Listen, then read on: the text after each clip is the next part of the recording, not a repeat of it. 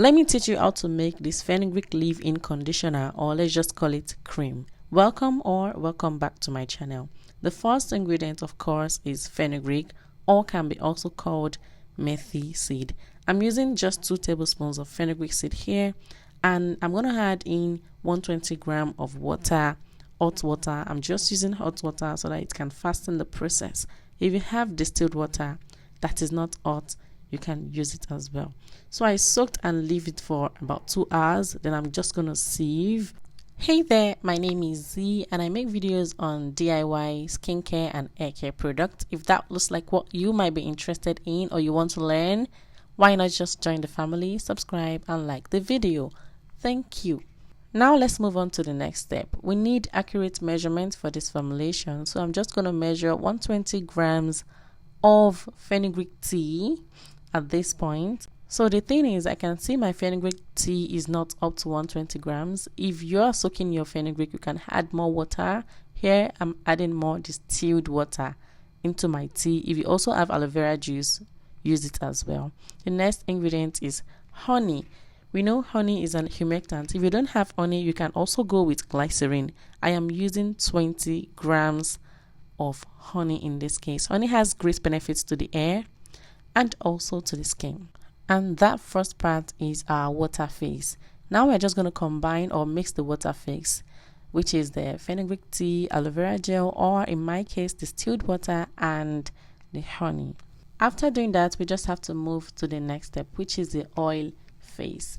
Oil phase consists of oils, butters. So in my case, I am using 24 grams of olive oil, 10 grams of amla oil. Amla oil is also very great for hair. It also darkens the hair.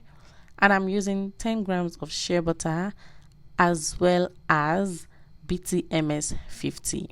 You can use BTMS 25 if you have. Do not worry, all the ingredients mentioned will be at the end of the video. So just keep on watching so that you can get the full ingredients at the end of the video.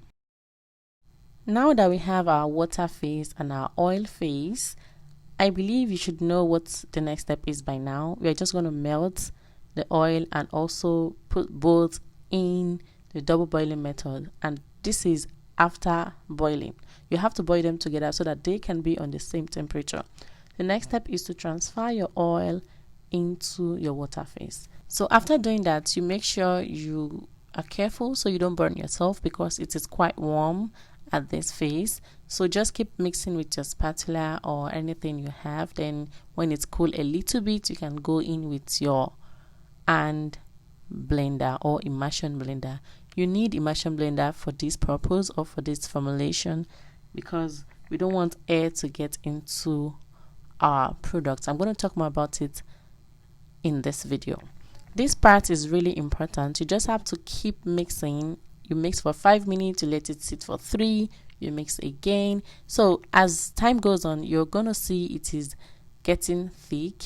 So you want to make sure you're breaking the lumps or just you're dissolving the lumps, and you make sure that you whisk it properly the next time. So because of my lighting, the formulation was kind of light after I recorded the video, but this is the color. It kind of look creamy or yellowish kind of. That is exactly how it looks. I had to turn down my lighting so that it can bring out the real color. So after you realize it's thick, you can start blending again. Some people use blender. If you don't have immersion blender, just set aside a blender that you know that you can use, that can be used for this purpose. So after doing that, you let it sit again for about 10 minutes and you realize, whoa, it's more thick. And I'm just going to go in with the next ingredient, which is the preservative.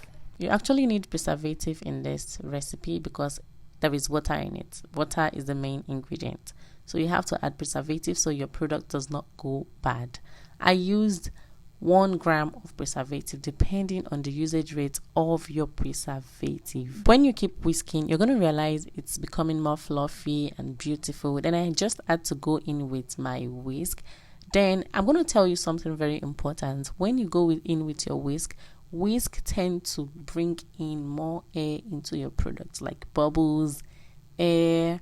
So when you go in with your whisk, just make sure you go in back with immersion blender so that it can get out all the air and smoothen your product as well. I did this, but I'm not gonna put it in the video so the video does not get too long.